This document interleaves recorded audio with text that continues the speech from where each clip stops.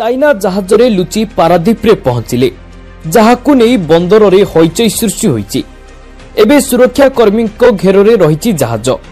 खबर पाई इमिग्रेंस अधिकारी तनाघना आरंभ कर दैछंती।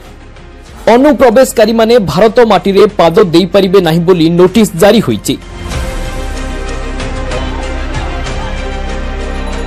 तेबे निकटरे बांग्लादेश रे हिंसा तीव्र हेबा परे बांग्लादेशी माने भारत को जलपथ देई जेमिति प्रवेश न करि परिबे सेथिपई बंदर नगरी पारादीप रे मध्य कड़ा सुरक्षा व्यवस्था करा जायतिला।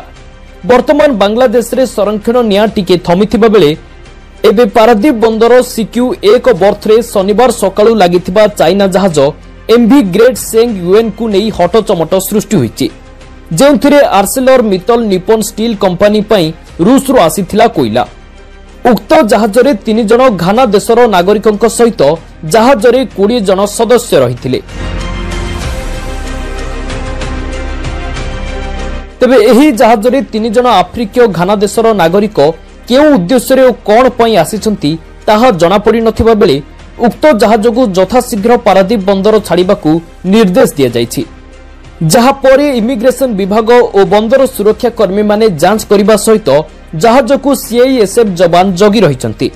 जांच परे जहाजर कैप्टेन को एक नोटिस दिया जिवो। उक्त जहाजर नाविक आउ भारतर कोनोसी बंदर रे ओल्हाई परिबे नाही बोली इमिग्रेशन अधिकारी मानस रंजन दास कहिचंती।